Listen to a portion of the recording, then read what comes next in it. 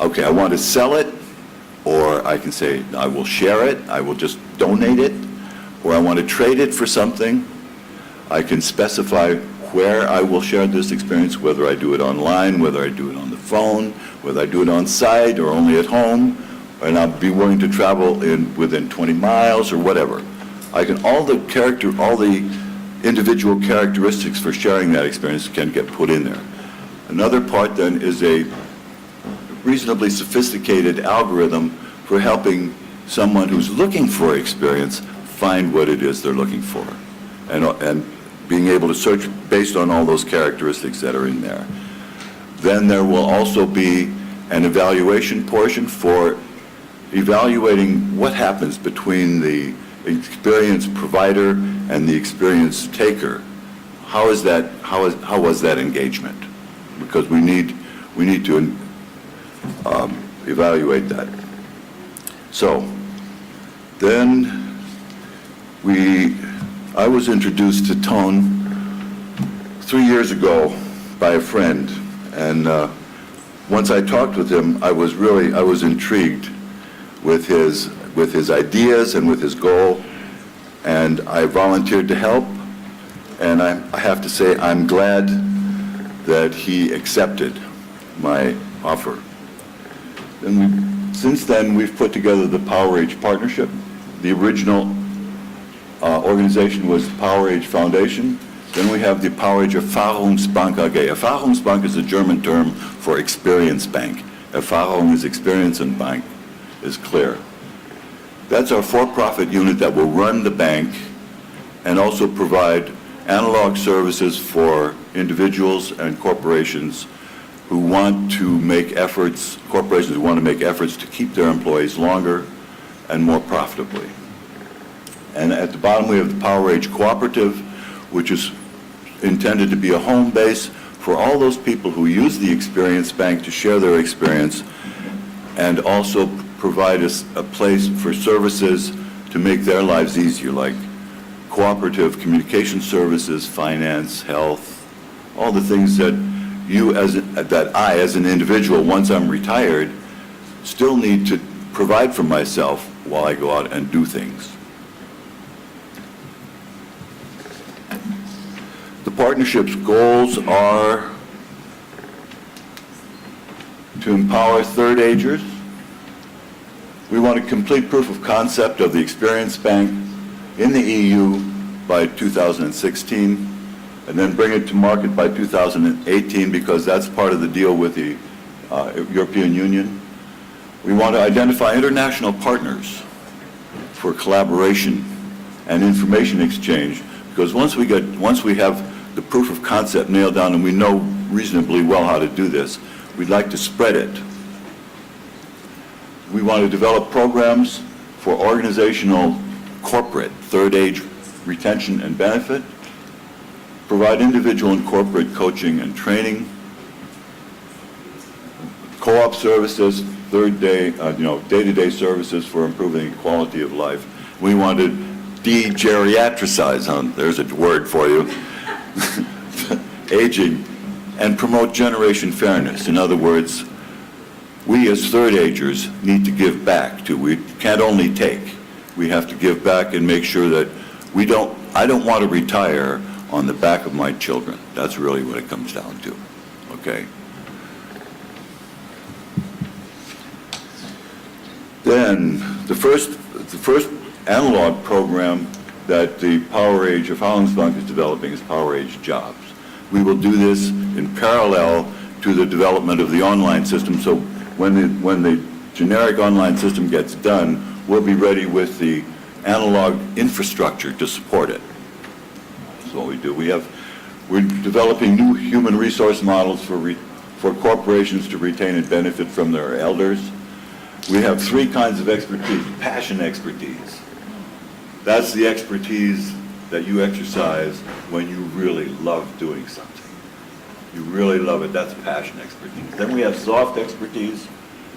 That's more social, right? Where you're good at working with people, working in teams.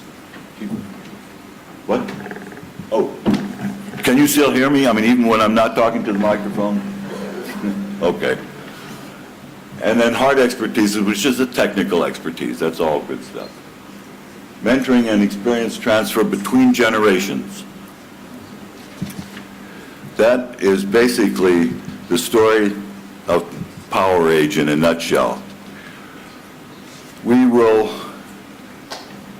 let's see, I hope by the middle of next year we will have the first operating version of the online system so we can play with that and see how that works and learn. I mean, we're learning as we go along here.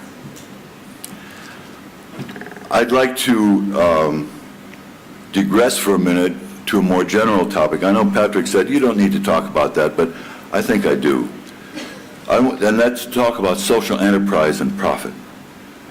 I never really questioned what social enterprise means. As far as I'm concerned, it means a collective effort to improve improve things for human beings.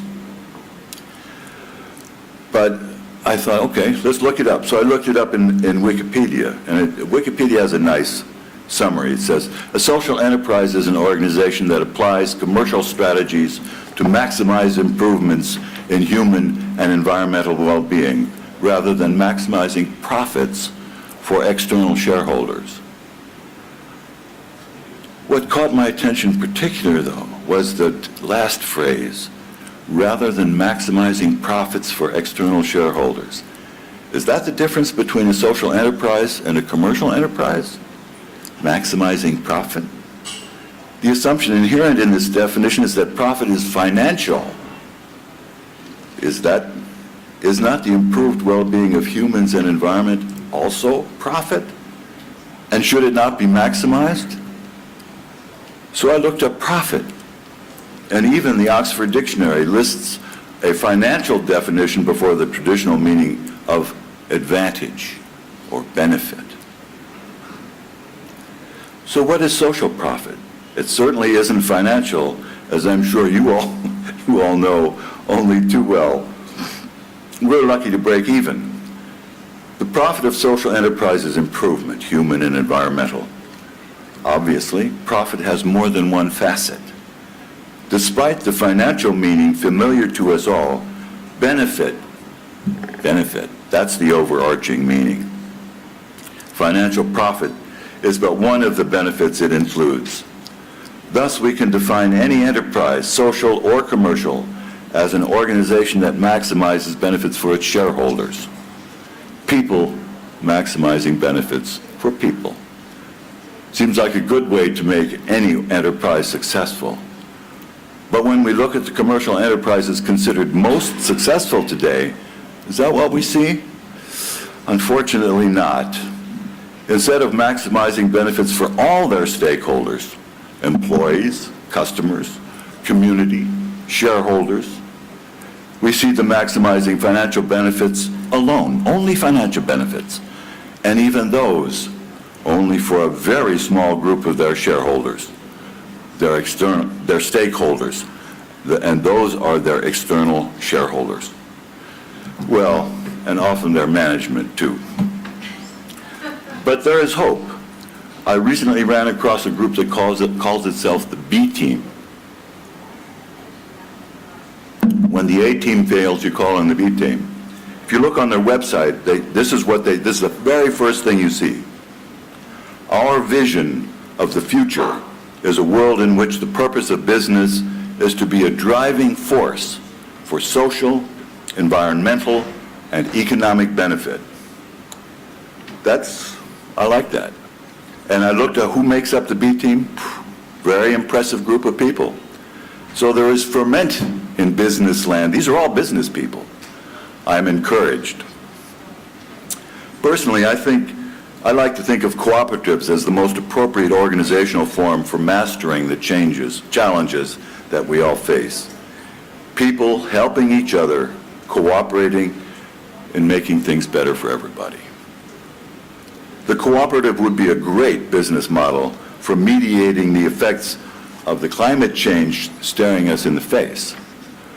But it's kind of difficult to imagine a cooperative of nations when I look at the current political situation in the world. It just doesn't look like it's going to happen.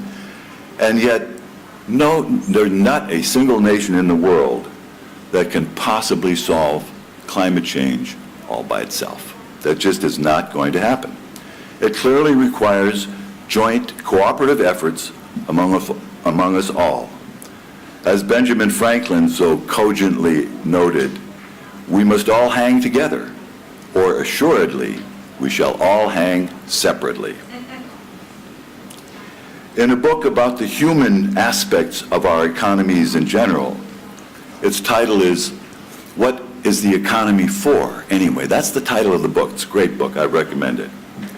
I ran across a phrase that has stayed with me since. The greatest good for the greatest number for the longest time. For me, this is the cleanest and clearest and simplest yardstick with which to measure what we do. If we can apply that and say, yeah, okay, then we're doing the right thing. And what a great goal for any enterprise. That's what I want to achieve, working with the PowerAge Cooperative and with the PowerAge Partnership. I wish you all successful social enterprising. There's contacts just in case.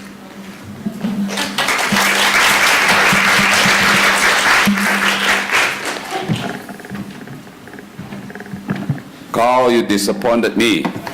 I can't pull out my gun because you're right on time. Thank you for the great speech, and shall we give another round of applause to Karl? I think Karl's message is loud and clear. First, if we continue on the path that we are on, we are going to a game over society. The current approach doesn't work. So this is first message I take from Karl. The second message is we need to build new institutions or infrastructure of the society to empower elders, to keep them active. We have to promote a longevity economy. We need to let them continue to contribute either in the economic field or even volunteer field. And this will continue to contribute to the tax base, the economic activity, and on the other hand also reduce social expenses. So this is the second point I take from Karl. The last thing is he suggests, I hope I hear it correctly, SE Cooperative is one possible avenue to address the aging issue. And personally, I think elderly care is a huge market for all social entrepreneurs. If you want to, innovate and have some social mission in your business model, this is a break field. So, yeah, so I hope I take it correctly.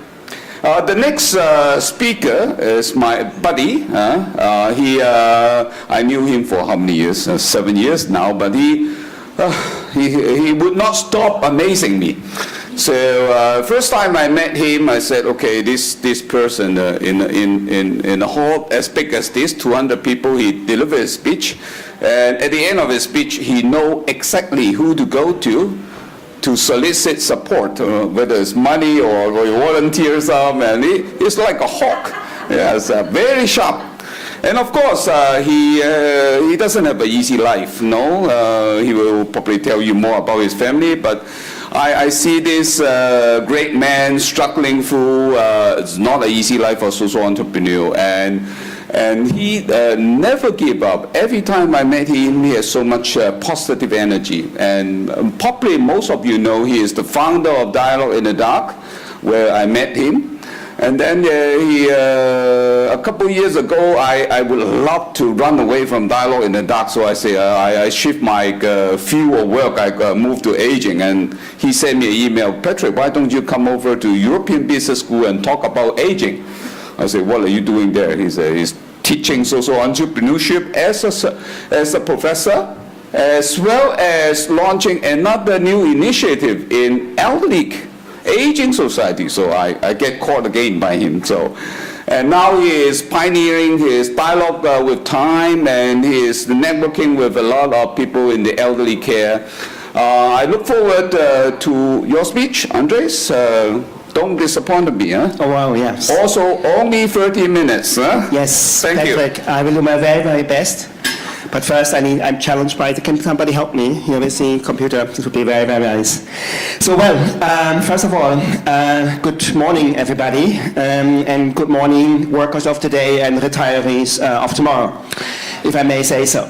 It's a pleasure and it's an honor and it's a challenge, I think, to talk to you about my new venture, and Patrick was so kind to name it. It's called Dialogue with Time.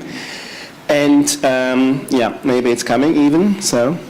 And, it's more, let's say, that I'm going to share with you my journey, how I make it, and what really brought me, I think, to come up with this topic. Well, we're here. Oh, my goodness. Okay, good. Can you do it? No, I have only two hands, yeah.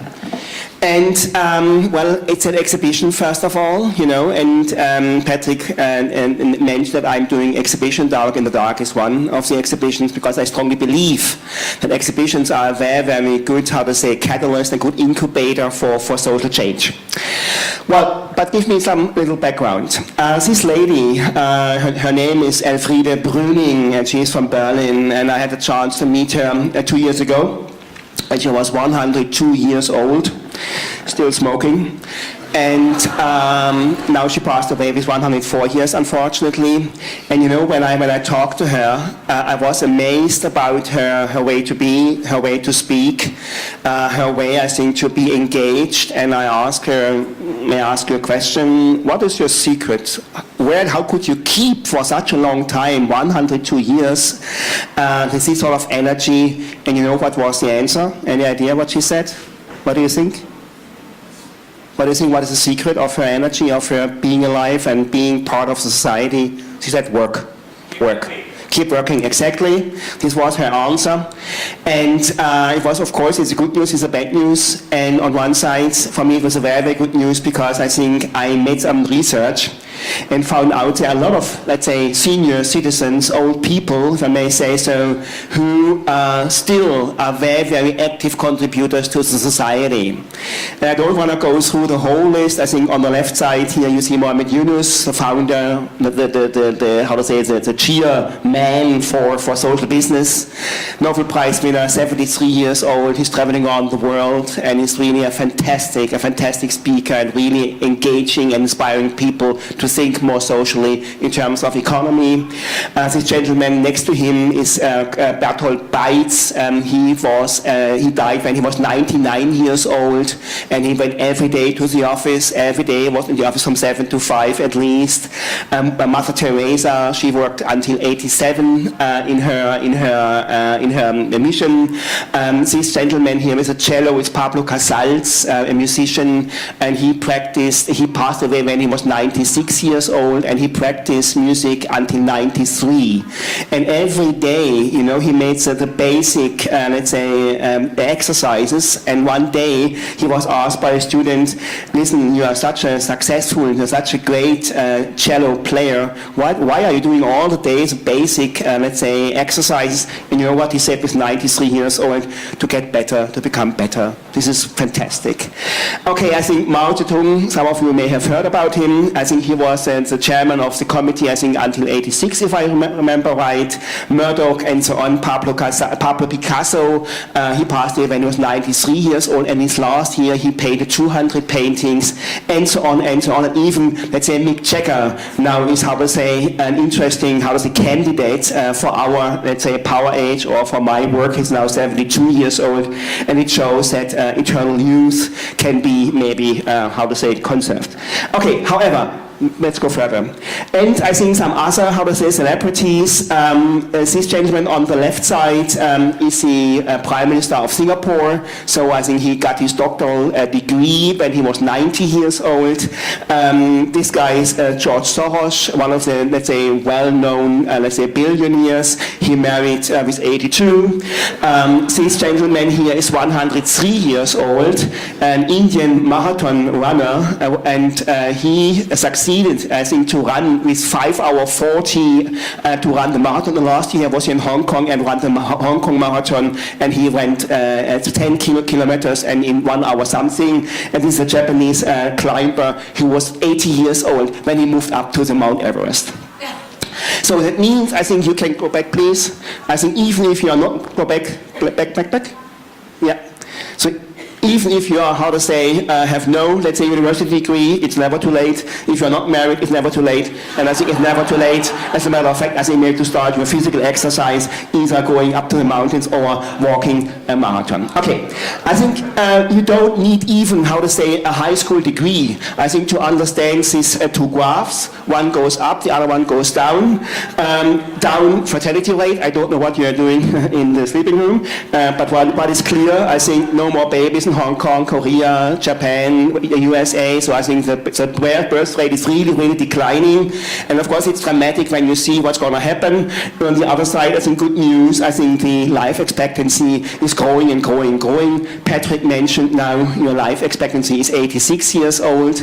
And I think on a global, let's say, this global graph shows, I think, how society is changing fundamentally. And this is not a bad news, it's a very, very good news. Because as Karl just said, there's a huge potential, there's a huge capital, human capital, which need to be unleashed. Okay, further. So, next. And then, of course, the question is, what now distinguishes, let's say, senior citizens from, let's say, younger citizens? This is based on a research, and greater flexibility is funny because this is how the proof as a gentleman is doing. But of course, there is better assessment of own capabilities and limitations. It's how to say the ability, I think, to cope with family and of course with professional affairs much better. And there's a long, how to say, list of of approved, how to say, capabilities which, how to say, qualify seniors much more than expected. It's not only how there is the wisdom and the experience, it is much more, and again it's based on research, and these, how to say, are the qualifications of senior citizens. On the other side, okay. Yes. You know, I was born 1955, and next year I will turn 60. I'm a typical baby boomer. And, you know, I'm definitely the last generation of, which, how to say, was not breastfeeded by bites. I'm not a digital native. I received mother milk from my mother. And now the digital natives, I don't know what they're gonna get, but certainly bites. So I wrote my PhD with such a typewriter, and I had this sort of, let's say, phone, and it's just 20 years ago, and we all know, I think, what happened. And, well, I'm the last pre-digital generation. I can find my way without GPS, this is good news. I have friends even without Facebook, yeah. And of course, I know how to capture knowledge without Google. And these are, of course, some competencies I think we completely, how to say, underestimate. And again, I think even if we are somehow seen as somehow dinosaurs and a dying, let's say, species, on the other side, I think these are qualifications and they need to be captured. They need to be conserved in order, I think, to convey, I think, to give it back to the youth. And so, maybe a little bit, how to say, catchy, we are moving from best ages even to supreme ages. Okay. Well, as you may know, I'm the founder of Dialogue in the Dark, and I'm doing now Dialogue in the Dark for the last 25 years. And it is now for 6 years in Hong Kong, very successful. It's great to be, I'm coming here every year to be in Hong Kong. It's wonderful to see. And when you do something more or less successful, whatever it means, for 25 years, and now you come up with a new idea to do something new, you're all the time, let's say, in risk. Because when you do something which, how to say, was working quite well, somehow successful, and then you come up with another topic and you want to work with the same principles, I think it's very, very, let's say, tricky, I think, to fail. And it took me, honestly speaking, I think more than 10 years, I think, to understand how we can capture the topic of aging, how we can, how to say, unleash the potential, how we can change the mindset. This is the main focus, the main interest I have, to change the mindset towards aging. And you know, when I was looking backwards, so why I'm now so interested in aging, I have to, let's say, remember a story when I was somehow maybe 22, 23 years old. And in these days, I was quite arrogant. You know, I just passed my university, I started my PhD, and I was somehow, my own, let's say, understanding was, well, I'm a Superman. So I was pretty arrogant, and when I'm looking backwards, I don't like myself. But now I like myself. So, and what happened, I started writing my PhD, and I had a chance, I think, to visit an old professor, and he was 80-something years old, and he invited me to his home, and I entered to his house, and he showed me, he offered me a coffee and a cake, and we were talking about my topic, my PhD, and then I was somehow with my 4, let's say, papers, I was, it was a revolution in terms of philosophy, a new philosophy, and now the new giant is coming, and the genius, and talking. And after maybe half an hour of my new way, I think, to understand the world, human being, I looked in his bookshelf, and I saw one book next to the other, and every book was written by him. So we have at least, I would say, 20 to 30 books published. I looked to my very, very weak papers, and I was so ashamed about myself, and I was so sure that I'm gonna, let's say, revolutionize, I think, the world with my thoughts and my way, I think, to understand. And he was so humble, and he was so pure, he was so really humble, that I decided when I was 22 years old, I want to change my life completely. And from this day on, I was 22 years old, I dressed myself like an old man. And then, of course, I really tried to copy this old professor, and I was so, interested, I think, to adapt myself much more according, I think, to the behavior, to the attitude of old people, so that I became pretty young, an old guy too. I think the bad news is when you are, let's say, dress yourself and behave like an old man, and you are 22 or 25 or 30 years old, everybody says, when you talk about how old you are, people are astonished when I say I'm 30, they look like 50 or 60. This was the constant, let's say, comment. On the other side, maybe it's a good let's say, a trick, because when people see me now, they tell me you didn't change. So I think from, let's say, happy or best aging, age early, then you don't decline. So this is how to say my understanding, what I took out of it. So as a matter of fact, I was very, very interested to understand, let's say, seniors better, and I was really all time amazed about the way how they dealt with it, not generally speaking, of course, but I had the chance to meet several very, very old people, and I was also so I'm blown away, and this gave the sediment for the new exhibition. So, okay, go further. So, what is now Dialogue in the Dark, you know? Everything starts with a game and with some ideas, and this, how to say, is the basic understanding of the exhibition. It was made 2 years ago in Vietnam on the China beach, together with my wife, Anna, and so I think we really played like kids in the sand and build it up and try to imagine how I think we can build an exhibition, how we can bring seniors together with youth, how we can, let's say, stimulate the intergeneration dialogue. Okay, I think from the end, let's say, how to say, first, let's say, draft, from the first idea, of course, we built a maquette, a model. Okay, go further. And then, of course, little by little, I think the whole, let's say, exhibition was created. And then, go further, please. And then, finally, I think we opened the first exhibition 3 years ago in Israel.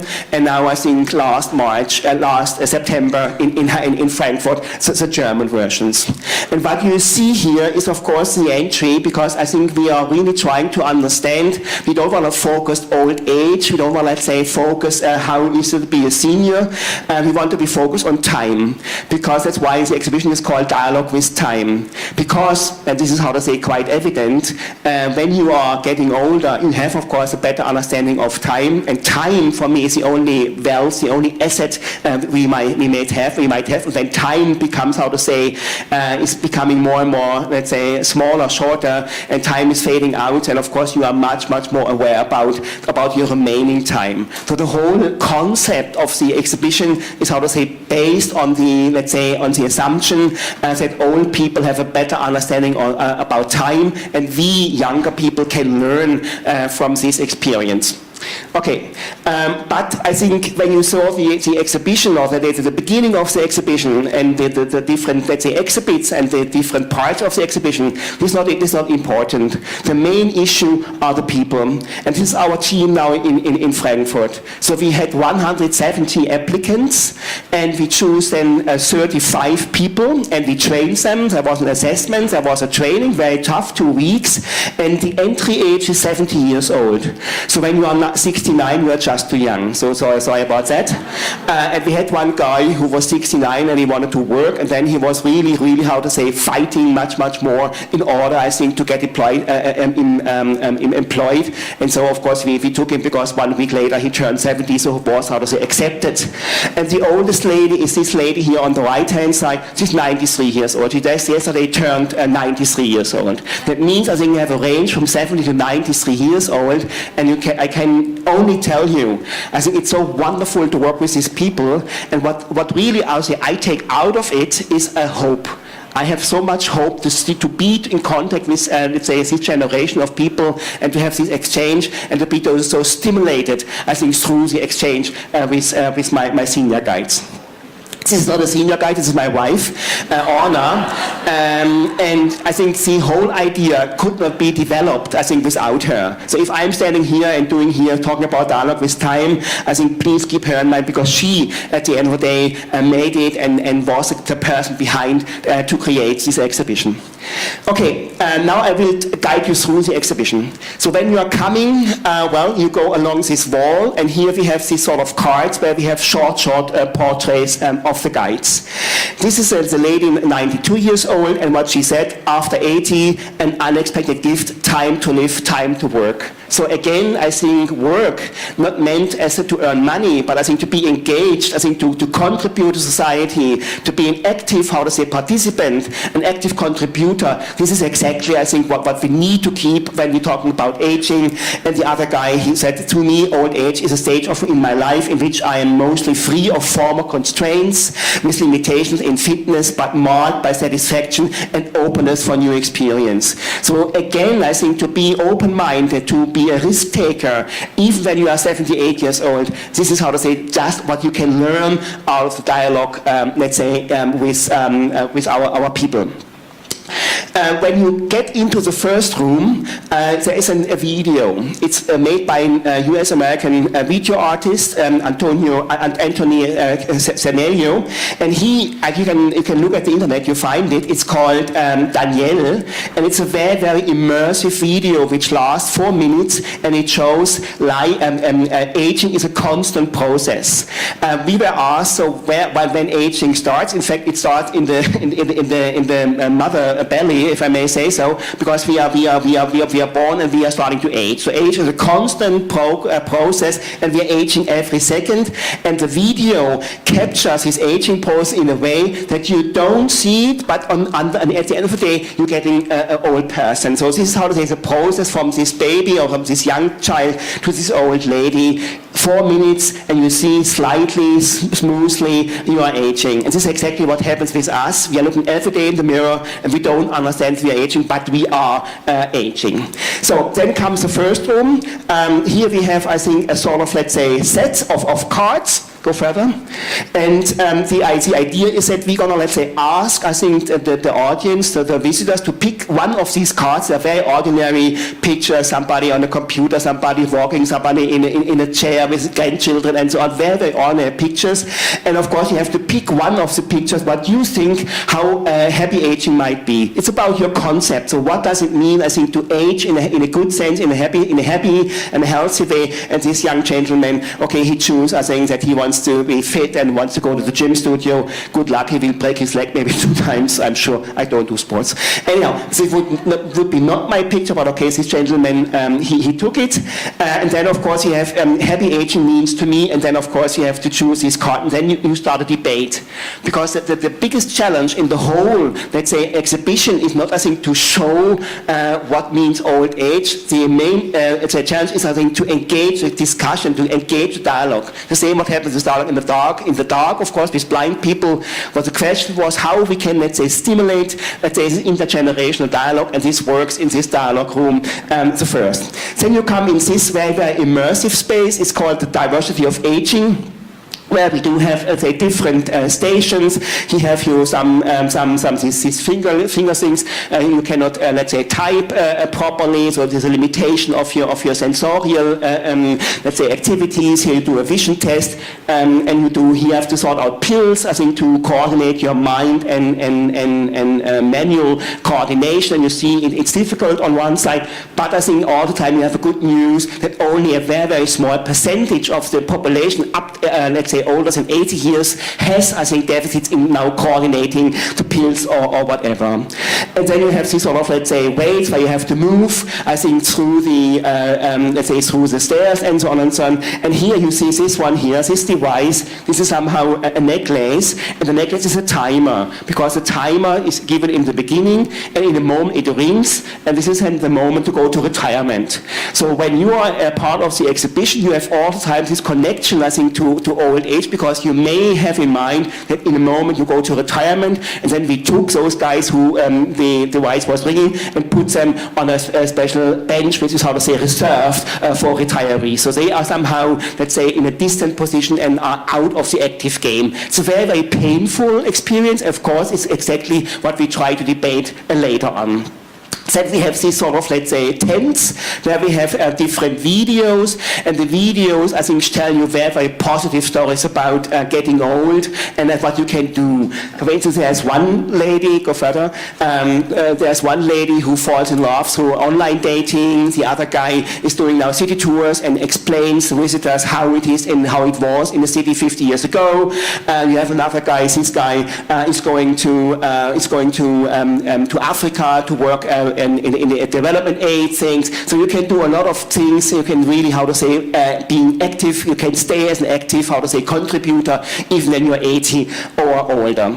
Okay, then you come in the next room, and this is, how to say, the future of aging, where we have somehow this sort of, let's say, setting, where we have, go further please, where all the people get this remote control, and then we have a series of different, let's say, questions, and the question is very simple. It's on the screen, and the question is, in 56 in Germany, we had 100 people 100 years old. And then the question is how many 100 years old people we have right now.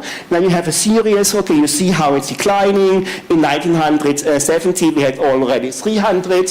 Further, then we had in 1980 we had 1,000. Go further, then we had 59, we had 95 we had 3,900. And then in 2000 we had 5,700. And now comes the question, how many people we do have now in Germany? What do you think? Any idea? 14,000. So, 14,000 people are now 100 years old or older. Within 50 years. Amazing. Isn't it amazing? Okay. And then you're coming back, I think, to this sort of, let's say, epilogue. And then, go further, please. And then we have some ingredients for healthy aging, where you can pick up some advices we found out, which, how to say, helps you, I think, to be a happy ager. But again, I think the whole setting, the whole exhibition has no life without this, let's say, engagement and, how to say, the communication with senior citizens. This is exactly what is important, and all the stations are somehow built and designed in a way, I think, to start, to kick off a very, very open debate about aging on one side and about time, and of course about how to cope when you are getting older.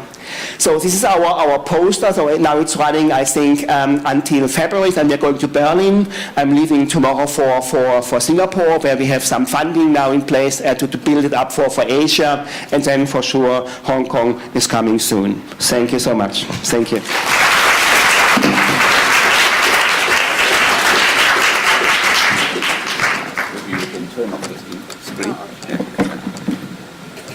Oh, Andre, you again? Yes.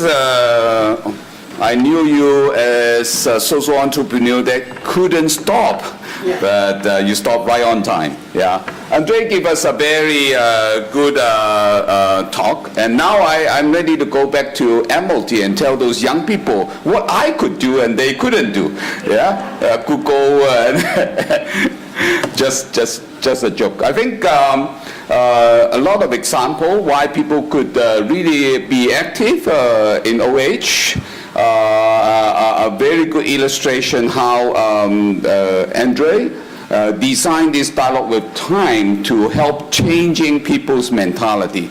Actually, this is a major work to be done, no? Because whenever we talk about OH, we talk about weakness, suffering, do we have enough nursing home, and how to take care, and so on and so forth. So anyway, good. We have 45 minutes to dialogue. And may I invite the audience to ask questions or to be better, to express your opinion. And I think at the right time, we'll have our speaker to respond. Anybody? Please, everyone should. Yes, Kim, yes.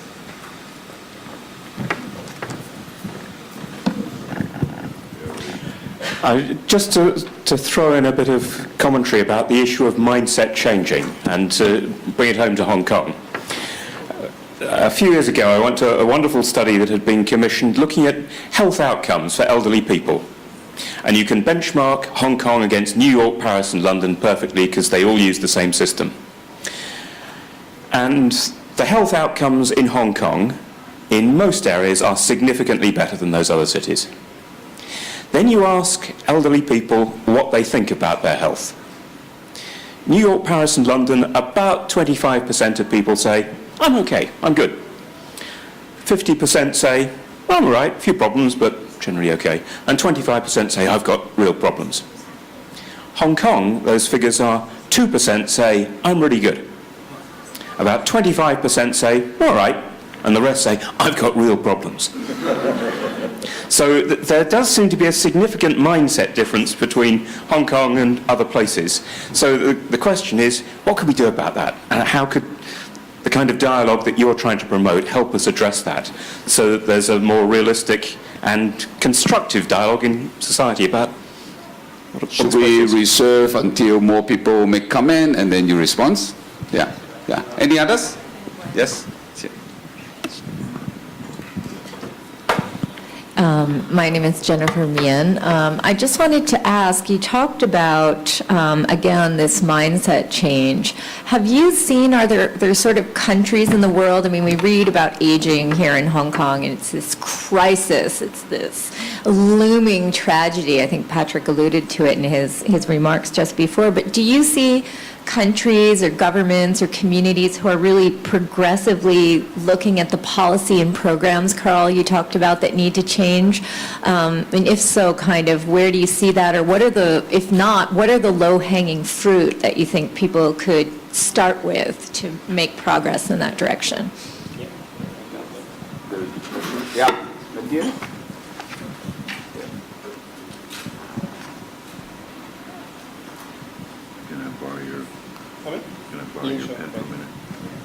Thank you very much. Yes. Thank you. My name is Matthias Tehagen. As Andreas has been speaking, I need to ask the provocative question now, because he always does that otherwise. You're showing very exceptional third agers. You yourself, since you're 23, are very exceptional third agers. But I would ask whether this is representative of the average older person. The challenge that you're addressing comes from our society's infatuation with youth.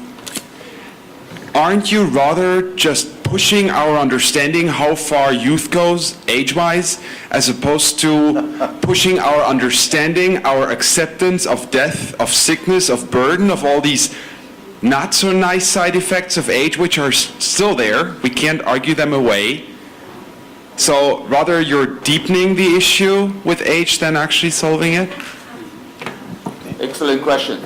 Shall we? With three questions Okay. on the table. Right. Andreas? So maybe I'm gonna start with Matthias' comment and whether this group I think we selected are somehow well exceptions. We had 170 applicants, and I have to tell you, I think all of those guys were absolutely able and were wonderful, let's say, ambassadors.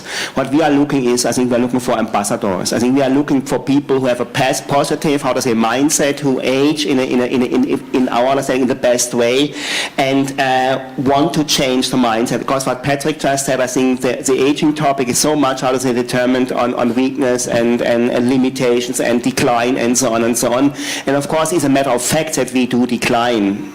But this is this is called life, right? And this is a very natural process. But I think what we need to do, I think we need to shift, from anti-aging, what is a completely absurd term, I think to best aging.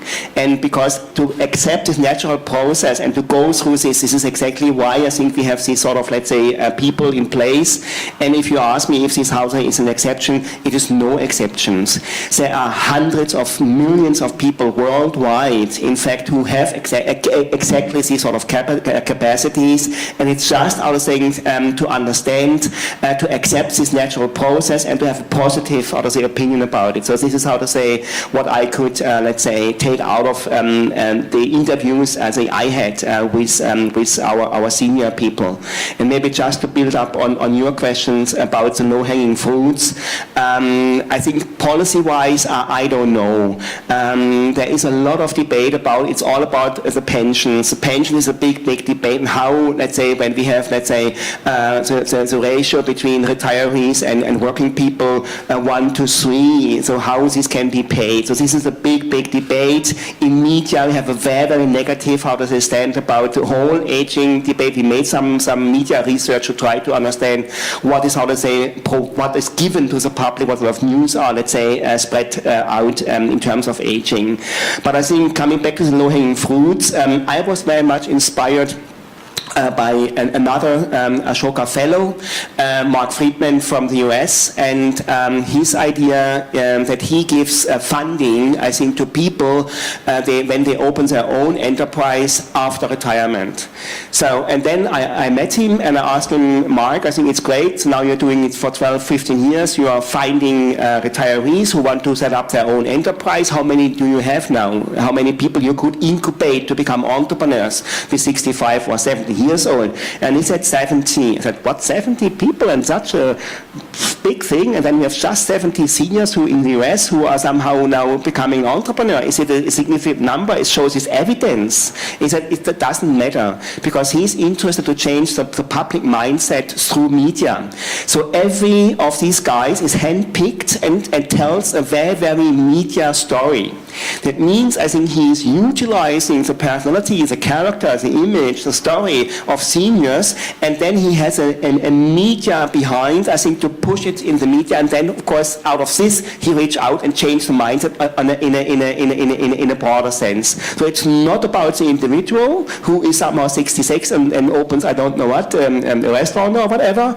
It is much more interesting, I think, to cover the story and to have media access, and then, I think, to really to spread the news. I think that a 66-year-old or 68-year-old guy was setting up his own enterprise and is now doing a big career. So these are, for me, low-hanging fruits, but maybe we have plenty of others.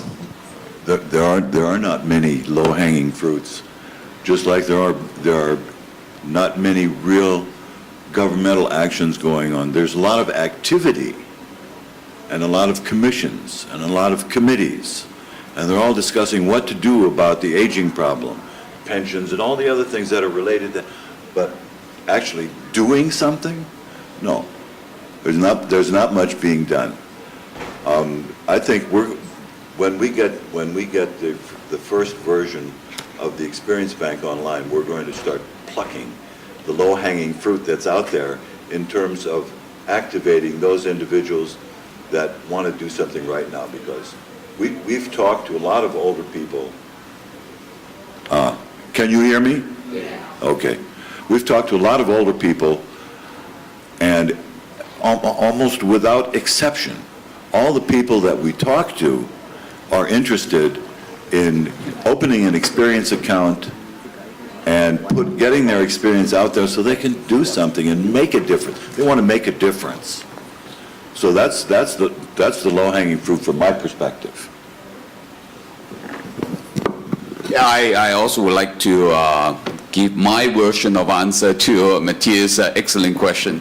Yeah, are those good, active old age people exceptionals? I visit a daycare center in Japan, and they only accept fragile elders that went through the survey that proved they need some kind of training to help them to recover their mobility. But all the statistics shows that they did an excellent job to give the willpower for people to continue to improve themselves. Actually, the Japanese government uphold them as a role model because after several months attending this daycare center, their level will improve. So what's the secret? Very simple. Is to empower them. So they are just average citizens. But every day they come in, the message is, you are good, you can do this, you want to do this, you're happy to do this. So no social worker whatsoever. The elders walk in, they decide what they want to do that particular day in that center. They could go to the gym, and then they could, they have a dream dollar system. So if you go to the gym for half an hour, you spend money. Second half hour, you spend more money. But if you go for the third time, actually the center gives you money. So, and then if you help the kitchen to prepare the vegetable, you have extra income. If you are cleaning your own footwear, then you have extra income. So they kind of blend in the independence of the elders and keep them active. So I think it's just a change in mentality. Responding to Kim's question, why people said, okay, this is, especially for the Chinese community, we have a lot of taboo. Yeah, when you are 65, you should not wear a red dress. You should not be too flashy. You should not go out to entertain yourself. You should not go to karaoke and a lot of this. Actually, I visit nursing home very often, talking to elders. A pity is they are lacking of social interaction. They don't have any more social life. And I see social life give people the willpower to continue to improve themselves. In Japan, I'm amazing. All nursing home insist every single old person has to dress up, has to make up before they come out from the room. Of course, they have single room. Yes. And that gives the willpower. They want to present themselves. They want to maintain their dignity. When we go to a nursing home in Hong Kong, they said, why am I still here? We are excellent in extending our elders' lifespan, but we are lousy in making sure the quality of life towards the last couple of years is really worthwhile. This is the area we need to improve. Okay. Anyway, we should ask for invite. Or you want to comment? No, I just want to say thank you. That was good. Thank you. Yeah. More comment? Questions? Yes. This lady. Yeah. Hi everybody, my name is Teresa Chu and I'm the founder of Association of Retired Elderly, which is a newly established association in Hong Kong. In my observation, old people, if they wish to keep an active aging life, one of the key essentials is money. Well, all of us know in Hong Kong we have high living costs and we don't have a very good social security system. So my association will launch a social enterprise which will match the elderly talent to earn some money for them and to provide service to the SMEs in Hong Kong. So I have a question for Karl. In your association, how you would encourage older people to work in order to earn some money? And second question is, do you have any interesting story about older people setting up their own social enterprise? No, unfortunately, I don't have any interesting stories about older people setting up their own enterprise. I think we're going to see a lot more of that. I mean, just imagine, if you will, we have built, say in 2 years, we have built this experience bank, and we have a huge pool of experience. Now, I have a project. I want to build a business doing something, and I need a marketing person, and I need a bookkeeper, and I need a lawyer, and I need a businessman to help me write the business. And I can go to the experience bank, and I can find those people, and I know those are people who want to do something, because that's why they're there. So it's going to be an incredible resource. I mean, I can't even imagine what kind of innovation is going to come out of that. Maybe you can talk about a bit more detail on the Encore. Yeah, with pleasure. I know 3 people here in the room who started their post-career and moved from success to significance. This is Patrick. He was a business guy.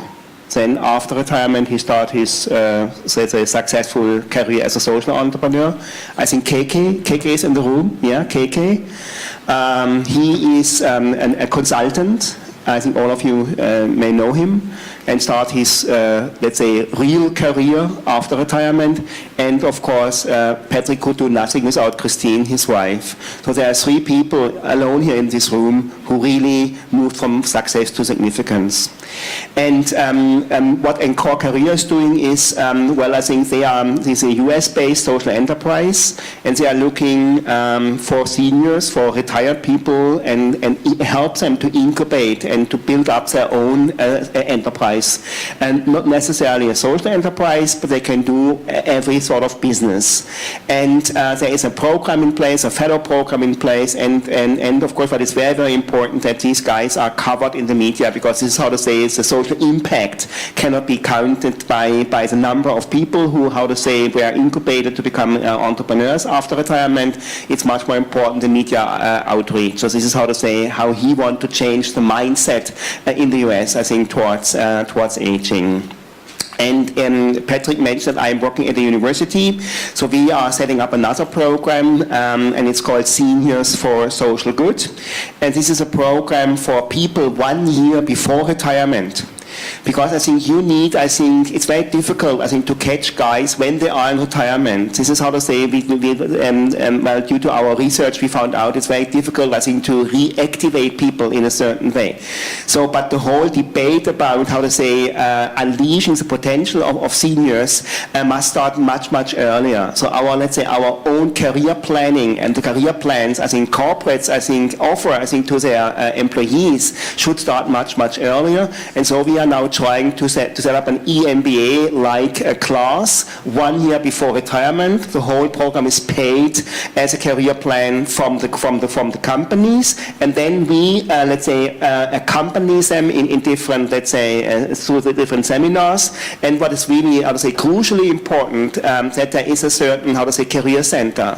I think it's not that I now learn something and it's for the shelf, and if I don't utilize it, I will forget it immediately. So it's very important that there's a career center in place, that we can, let's say, match, let's say, seniors with social enterprises. This is very important.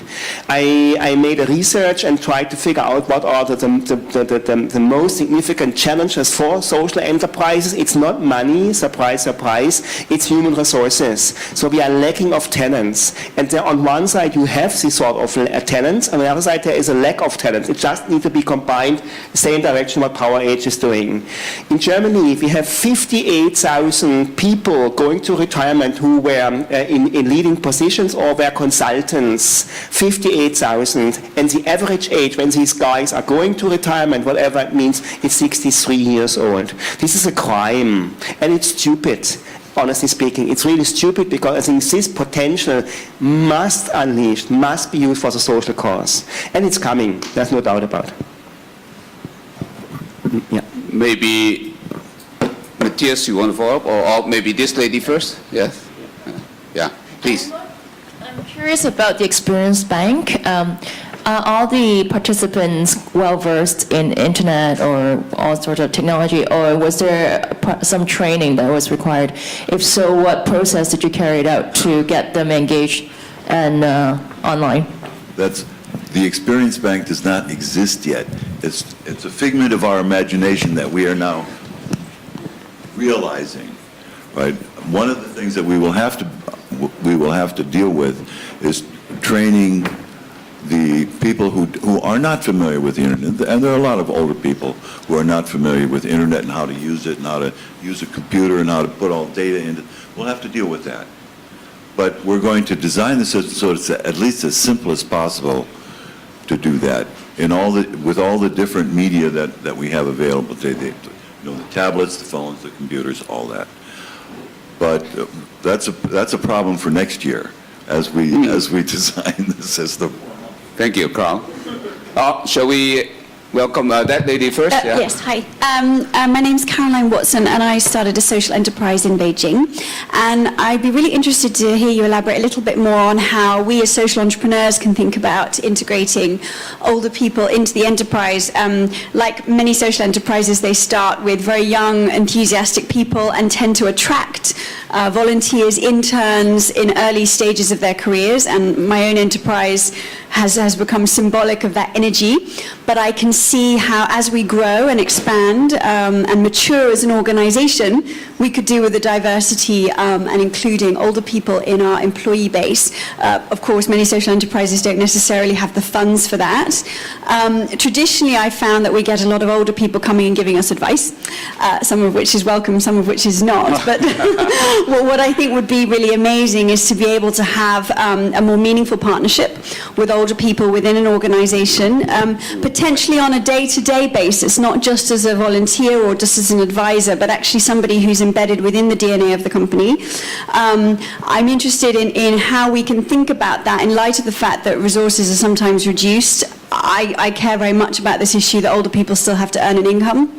And it's part of my value set to also want to value and pay people. But I just wondered if there's a way we can think about that. Is it about perhaps bringing somebody on a day a week with a very specific job to maybe grow something where then they can earn an income? Yes.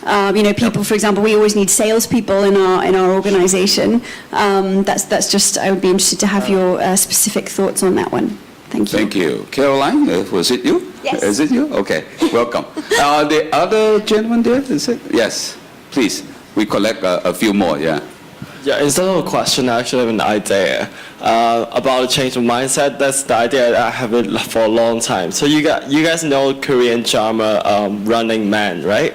I actually have an idea running old man. Why don't we have an adventure that allow old people to participate in different tasks, like joining sports events, climbing up to mountains, swimming across the river, and then there are a lot of challenging tasks, and then we document it.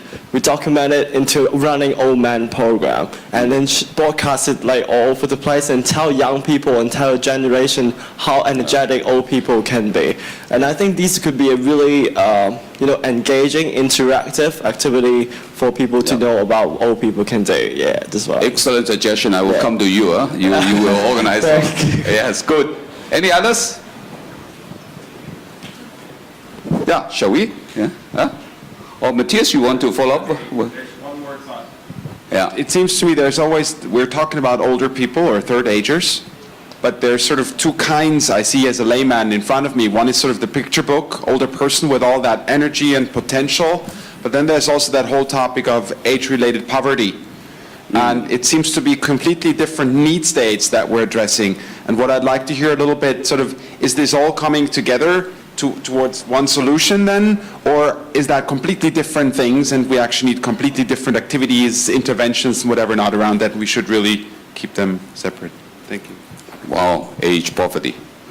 So, as we in our company, we have seniors employed, first of all, I think, and it's important, through the group dynamics is changing, so my oldest co-worker is, as a matter of fact, Karl's younger sister. She's 66, and another guy is working, he's 60-something. And to answer your question, Caroline, I think it's just easy. I think you have to look for these guys. I think they are in place, and I think you can make an announcement in the press. I think the typical recruitment things can be worked out. And of course, I think it's very important that we are paying all our people, so we don't work with volunteers. It's another culture in Germany. So what we need, I think to give let's say a certain wage, I think, for our co-workers, and all the guides, for instance, we have a minimum wage in Germany, and this, how to say, need to be accepted.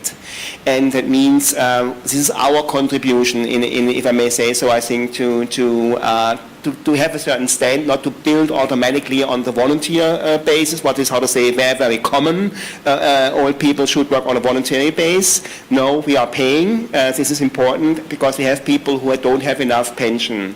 And of course, I think in our exhibition now have 35 people on the payroll. And this is, of course, a very, very minor, let's say, contribution on one side, but it's an example. So when we are now moving on, I employed more than 8,000 blind people. And maybe we can really increase, I think, the number of, let's say, senior workers within the exhibition. It's an example, but it demonstrates, I think, what old people can do. And my job is absolutely, I think, to change the mindset through this personal encounter and this immersive, how to say, this immersion which comes through the exhibition. And then the next step might be somebody thinks in his, let's say, claim, in his sector, what he or she can do. So it's just an impulse, the same as Dialogue in the Dark, how they change your mindset about yourself and about vision and about blindness and disability, of course. But in this regard, you want to change the mindset towards aging and time. Any response to Caroline's question about how to engage all these Yeah, well, I think you just need to be active. I think as easy as it is. I think there is no, how to say this, it's not a mystery. I think if you are open-minded, I think to employ, let's say, seniors, you will find them. I think you can, there are senior expert services in place, for instance. There are in Germany, we have another agency, it's called Master Hora. It's a database where seniors can, let's say, put their job profiles online. Then you can hire them on a temporary basis. I'm sure you can find these guys in China or in UK or in Paris, wherever you are, let's say, working. It's not such complicated as it seems to be. But I think our mind, how to say, and this is how to say, is a scissor in our head that we think all the time it's so complicated, and then the old guys are just advisors. They come out on time and stealing time. This is a wrong bias, and this we need to overcome. And we are very, very happy, and especially I have a team of youngsters, and the group dynamics is completely different. It's completely different, and my company profile is, of course, inclining, for sure. Thank you. Karl? I don't think there's much I can add to what you just said, but I mean, paying, I think we need to pay the elderly who work. And that's just a real basic thing. Sure. Because, I mean, if you're on a pension, there's so many factors that can affect your, I mean, if there's a financial problem, a basic economic financial problem, and money goes, you're stuck. So you need to be able to earn a living. So the basic premise is pay for work. I also want to share a bit experience responding to this gentleman's comment. Maybe we organize more sport activities for the elders to demonstrate the power. My wife and I joined the Grand Rider in Taiwan. You know, these old people riding around Taiwan island.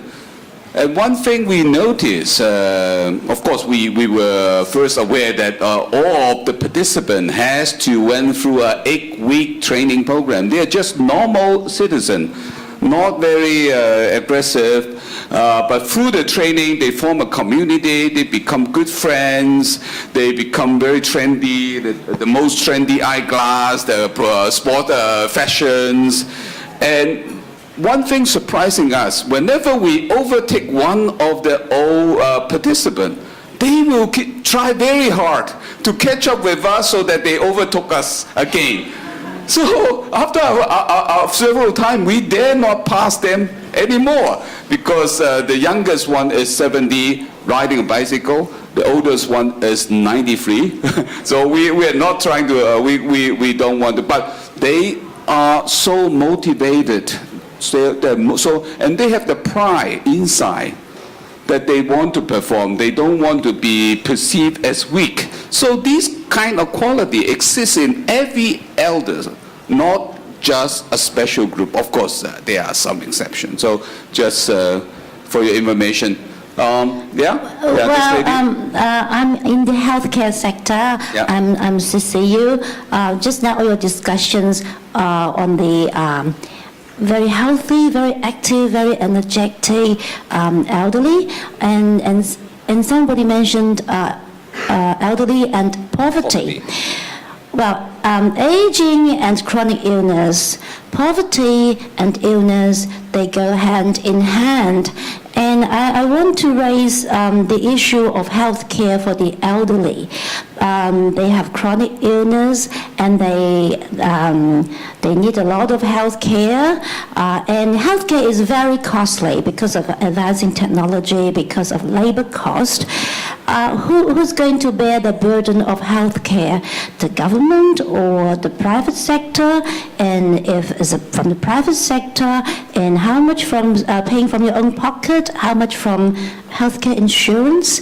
How do you divide the portions? Who's going to pay at the end? If the elderly with poor health and can't get good care, that is very sad. That reflects on the quality of the whole society. Thank you very much for your good question. Because of time limit, I think we welcome the last three questions.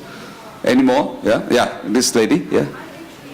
Yeah, wait for a moment, yeah. I guess started by Caroline wanting someone who's in the, really employing somebody who's like senior citizen, and then you respond and etc. Now, I just want to throw back a question for this forum is that, anybody aware of if there is already a setup, like a website, employment for senior citizens? Anybody aware this is in Hong Kong? Because, I mean, this is obviously coming up. And I am aware of, because I myself just retired, and I'm aware of people who still want, there are people, like you say, can contribute their experience, knowledge, know-how, skill, whatever you call it. And it's vast there, and okay, they want to know what's available, and in terms of the flexibility, time issue, I mean, all this. Now, if you have someone who wants to look, and then you need a website, and that's why I'm looking, I've been thinking about this issue for some time, and this is really, I have to say that these two gentlemen, what you have shared with us just now, I found it extremely useful. But this is in Germany, in Frankfurt, and I happened to be in Frankfurt a few months ago, and I have to say that, I mean, they're very systematic and very good. But I think in Hong Kong it's still done in a patching work kind of, and then addressing mainly the poor, as if old is associating with poor, and that's very unsatisfactory, very, very unsatisfactory. Not to say of making good use of the vast resources, because a lot of us are very, very healthy, and also a lot of us choose to retire from like a full-time corporate job, that's all. We don't have to retire, but we don't want to work full-time, that's all. So anyone aware of a website, please let me know. Okay, good. So that should be excellent. That should be very good. Yeah. And it's a great effort behind currently conducted by the Elderly Commission to promote elderly employment. And I think Kei Hong will also have a website. But a lot more need to be done. You're exactly right. One more? Caroline, let's see whether we have another one that hasn't raised question. It's not a before. question, actually. Oh, come in, okay. No, I was actually going to respond to that and maybe in a way add to my own point.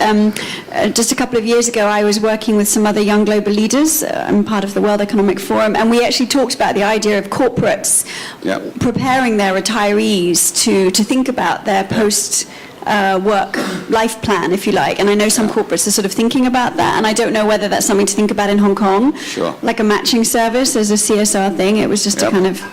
Just something good to throw out suggestion. there. Yeah. Ivan, this expert sitting there, you should give some input to our forum. Yeah, Ivan is I think in Hong Kong we have a shortage of labor, and there's often a lot of elderly who can still work. But I want to ask a question: whether we should squeeze the labor of our elderly, we should enjoy retirement rather than use that limited labor to serve the society for 3 or 5 more years. And I think an idea like the cocoon, which is a social enterprise set up by a very inspiring businessman, that is a place for young people who can gather together and to work based on their talents and set up ventures and social innovations which can benefit the society. And whether we can set up the same place for our elderly people, that they can have a place for themselves and to contribute the experience, and all the competence that can serve the society with dignity and esteem, rather than just sell the labor. Thank you, Ivan. Any response to our questions?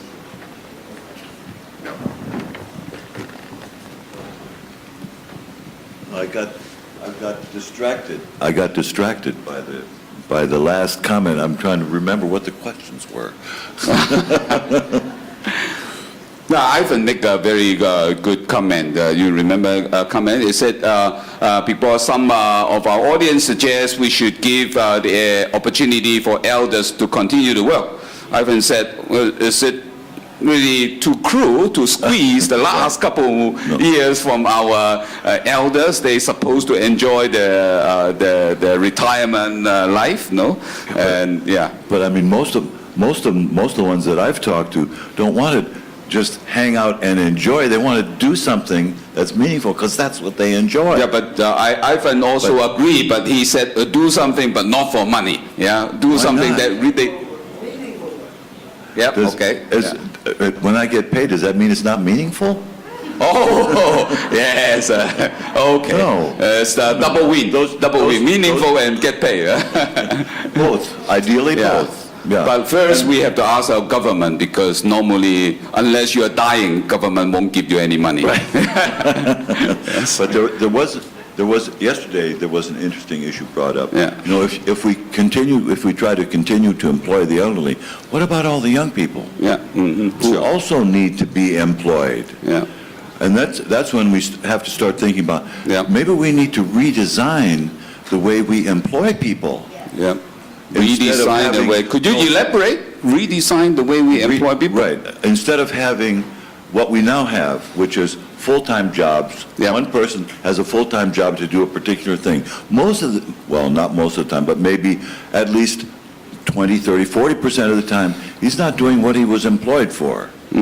So instead of employing one person to do this particular task full-time, set up teams to focus on specific aspects of something that needs to get done and keep changing them and keep mixed teams. Yeah, pay them according to the team output. Exactly. Or instead of individual output. Part-time. Instead of me working as a marketing expert for one company full-time, I could work 20% for 5 companies. Yeah.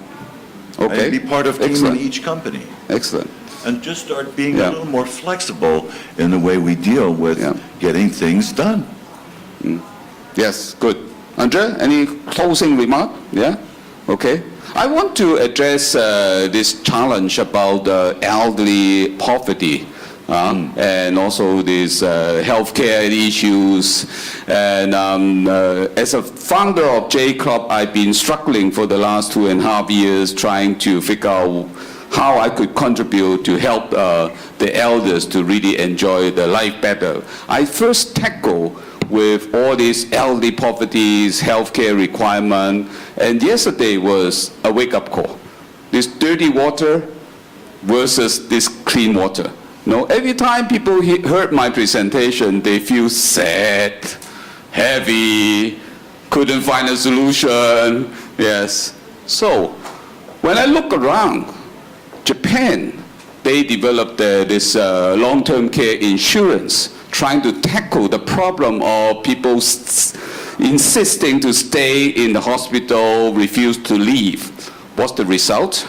Now, purely just this long-term care insurance take away 9% of the annual budget of Japanese government. 9%. Hong Kong total elderly expenditure is 1.5%. Can we follow that? When I look at Singapore government, they took a total different direction. They said, we are not going to let people to fall sick. They aggressively promote the wellness program. They believe the early education of elderly adopting a lifestyle that is healthy could substantially reduce the medical expenses, the money involved in building nursing home and running nursing home. So they build a lot of sport facility, they finance a lot of health, wellness program. Yeah, I think that they are doing something, promoting active aging, which is in the right direction. So although apparently we are kind of helping those who doesn't need help, active aging, you are enjoying life. Why should the government help you, or why should the public help you? But in fact, the direct result of active aging is the reduction of medical expenses, quality of life, and more harmony in the family, and so on and so forth. And really, I hope our government change their policy framework more towards this. We do not need to extend our lifespan because we are already the leader. We beat Japan. We need to improve the quality of life. Someone turned it into a longevity, healthy longevity lifespan. That means your lifespan minus the number of years you fell sick and could not move on the bed. That's your real life. If you are lying on the bed, that's it's not your life. So I think this approach need to be revisited, and taking this active aging will surely help to release some of the pressure of elderly poverties and medical burden and so on. Yeah. Okay, so thank you very much for attending this forum, and hopefully And of course, we owe to these two great speakers sharing a lot of their experience. And please welcome you to contact them, come up to the stage and get their name cards and wallet or anything. Yes. Okay, thank you.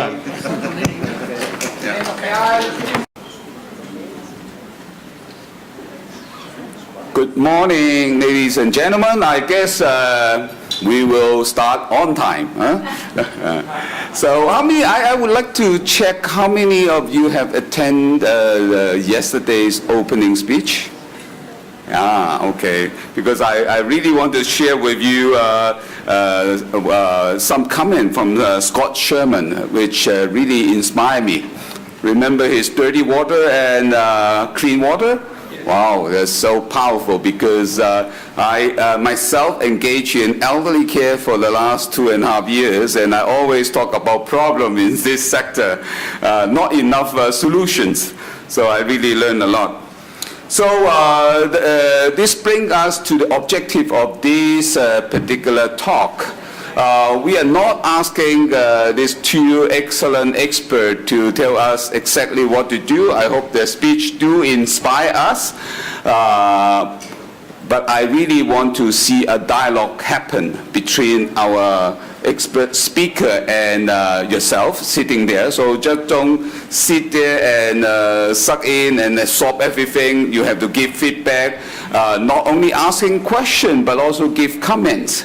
So I have decided to give each speaker only 30 minutes. Maximum, Andreas, maximum. I will shoot at you if you exceed that, or I will cut your presentation. I think we have hour and 45 minutes, so that will leave 45 minutes for us to really dialogue. As you all know, aging is a huge topic. I think personally I put climate change the number one challenge to be tackled by human being, but the number two definitely is aging. So it will transform our society so greatly that probably my grandson couldn't compare their society and our society. So actually what went through, if I said, okay, when people talk about aging, so when does it begin? It will only begin, I'm getting to be about 60, so I'm aging. Huh? 60, okay, good. Any other suggestion? When does it begin? When you're born. Yes, born, yes. Some people said, okay, you're fully grown until you are 25, so aging probably start after 25. I just listened to an expert from Japan. They said actually the connection between the brain cell still ongoing until you are 65, almost. So you are fully equipped to learn something new. Yeah, even when you reach 65. So aging happens to everyone. It's a process. So what is the longevity impact to our modern society? As you all know, in 1950, the average age in the whole world for the whole human species is 50 years old. Now in Hong Kong we have 86 for ladies, 81 for men. So all of a sudden we have 30 year more. So how are you going to use it? I can see some of you sitting here is heading for retirement. Yeah, mind you, probably you have to spend another 20 years doing something. Yeah, cruising around the world won't kill that much time. So you have to figure out, and what kind of structural change this will bring to our society.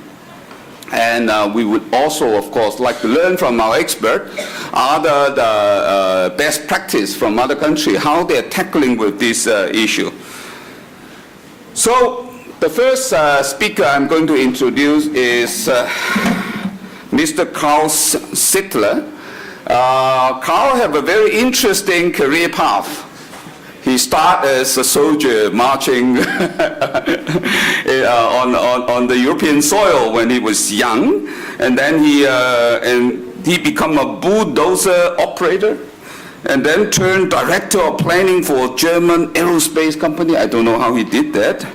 And then he studied in MIT, for doctoral in city planning. And then he acted as 8 years consultant for Boston Redevelopment Authority, and then he become an IT consultant at quite we call it quite an old age. I don't know, IT.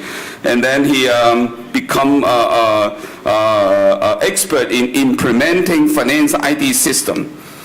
And then after retirement, he become a portfolio manager, managing software company in Switzerland. And now he. Guess how old he is? He's 73, and he's trying something new. He's trying to launch his PowerAge cooperative. So Karl will tell you more. Without further ado, let's give Karl a big hand and invite him to speak for us. Thank you, Pat. Entirely undeserved. What you said. Good morning. Well, this PowerAge, that's the name of the project that we're working on in Switzerland, and its purpose is to change the social consideration of aging from being a burden, where everybody sort of pushes the aged off, saying, oh, they're just a pain, we just have to pay for them, and empower them so that they become a resource for the society and for our society and the problems that we face, which are not inconsiderable. Anyway, welcome. I said welcome social enterprisers. That reminds me of the definition of sweet potato. All sweet potatoes are potatoes, but all potatoes aren't sweet potatoes. Just like all social entrepreneurs are social enterprisers, but all social enterprisers aren't entrepreneurs. They just help the entrepreneurs do it, because it takes a special breed to be an entrepreneur, as I'm sure you know, Patrick, right? Anyway, since this is the session on aging, I'd like to bring to mind just a few things about what we know about aging. We know that aging has changed really dramatically in the last decades. Today, we are aging more slowly, and we're living longer, more healthy lives than ever before in history. The ratio of older people, let's say 65 plus, to younger is growing with no end in sight. And from a personal perspective, living longer can be very nice. I'm going to live longer. I don't have to die when I'm 65 or 70. But from a social perspective, it's definitely problematic, because all the policies that we have and all the programs, both political and business, are not geared to having a society where there are more old people than there are young people. We call it the demographic shift. The implications of this demographic shift are not reflected in any political changes that I've seen so far, or any business changes that I've seen so far. And the disconnect between what has been predicted for the last 20 years about the demographic shift and what the effect it will have on the society, the disconnect between that and the reality that we see politically and business-wise is growing every day. So we're trying to make a difference on this stage. We know also, this is another thing that we know that healthcare costs tend to rise with increasing age. Public expenditure on healthcare is a significant percentage of most governments' budgets. According to one OECD report, the over 65 age group today accounts for 40 to 50% of healthcare spending. That's a lot. And its per capita costs are 3 to 5 times higher than for age groups under 65. So as the over 65 population group grows, we can expect concomitant healthcare costs to increase significantly. This comes as no surprise, because we know that, for example, decreased social integration and decreased activity among retired people generally leads to a deterioration in physical and mental well-being. Turn that over, if we can integrate older people better, then we can keep a lid on healthcare costs, or at least help to contain them. We know that the ratio of productive workers to retired workers is decreasing. In other words, we're going to have more pensioners than we are going to have workers. The number of pension beneficiaries is increasing, while the number of workers funding the benefits for these pensioners is decreasing. In the West, baby boomers are retiring at the rate of 20,000 a day. There are going to be 200 million retired baby boomers by 2027. That is a significant load. The fact that pensioners are living longer after retirement only intensifies the pressure on pension schemes and increases the pension gap, which I think we're seeing in all developed countries.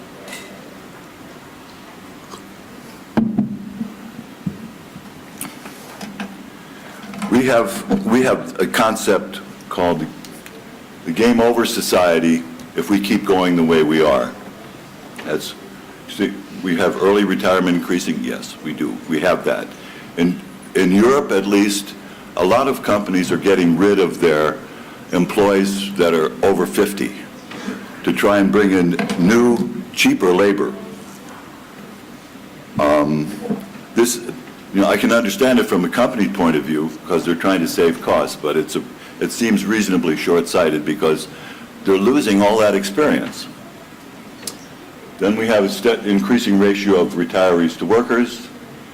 We have the pension funding gap being fueled by longer-lived retirees. We have people 50 plus increasingly laid off and unable to find work, even though they're very competent. We have social service systems that are increasingly being drained by older people who can't find work and need support. And then we have the insufficient social integration of older people because the social perspective on aging is just not keeping up with the reality of aging. That sets the stage for the story of this Swiss social enterprise that I'd like to share with you. Our story has a hero. His name is Ton Koper. Ton, born in the early years of the post-war baby boom, is a tall and striking man. He is engaging and he's a very persuasive speaker. Married with 3 grown children, he is a successful marketing professional and has worked internationally for many major companies. About 8 years ago, he executed what I can only call an about-face. I don't know why. I never asked him directly, but I suspect that he did it because he wanted to give back to his children's generation. He has 3 children. And he wanted to do something more meaningful than just marketing. I mean, no offense to marketing professionals, but for long-term meaning, no. Anyway, he looked, when he decided that he wanted to shift his activities to something meaningful, he looked around for, what resources are out there that are currently lying fallow that could be activated for social good, for individual and social good. And then he noticed, the one thing that he noticed right away was the demographic challenge and what's happening with aging. And then he said, all that experience, I mean, retired people, older people, retired people, have more experience than anybody. And yet, once they're retired, what happens to it? It's left lying fallow. It's not used anymore. And considering the problems that we have that are facing us in terms of climate change and all the other things that we have to worry about, it seems crazy to let this incredible resource just lie there. So he said, this looks like something that should be activated. Now, what most businesses and societies make little to no provision for continuing to benefit from people's experience once they've retired. The pervasive business and social attitude seems to be that retired people are elderly, and they should be relegated to the sidelines simply as burdens needing support.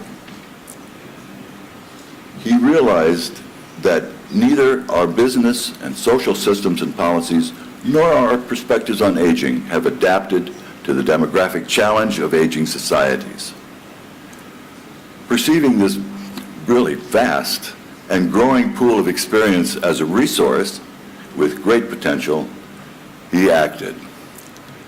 As a first step, he founded the PowerAge Foundation. That was the initial organization in this PowerAge partnership.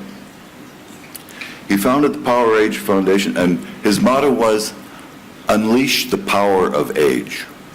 Thought that was pretty good. In the ensuing years, and at his own expense, he researched this subject thoroughly. He participated in conferences and became a recognized expert himself and gave presentations. He is consulted regularly, for example, by the German Chancellor's office in Berlin and Swiss and German governments and governmental agencies and companies as well. Because the traditional age category, we know the traditional age categories were young, adult, old. These are kind of they covered from what, 0 to 25, 25 to 65, 65 on. That doesn't work anymore, and they're too imprecise. So he came, I don't know if he coined this term, but it's a term that I've heard used here a lot, the third age, 55 to 80, or 85, depending on how you want to define it. Third agers are the target group of PowerAge. They have a tremendous amount of personal and professional experience. Many are retired, some of them early, a trend that seems to be accelerating, and many of them want to do something, especially something meaningful. They're not going to sit around and be couch potatoes or do, as Patrick said, take trips around the world. You can't do that for more than a while. And they're looking for something meaningful to do. Plus, many of them have the time to do something meaningful if they can find what it is and where it is. So, here we have, elder power. One thing that we're finding out today, especially in businesses, is that businesses need expertise. When you go to business school, you learn a lot, but it doesn't do you any good until you get some experience on how to put that to use. And so we have with elders, their power is expertise. That is knowledge coupled with experience, practical experience, first-hand experience, doing things and getting things done. They want to invest this meaningfully. Many older people are very good at dealing with social situations that demand diplomacy, empathy, and just feeling out what's going on. That's when you're working in growing societies, this is an important trait. And one thing we found out is that almost everywhere, in every business that puts together teams for projects, the most successful teams always have at least one older member, at least one.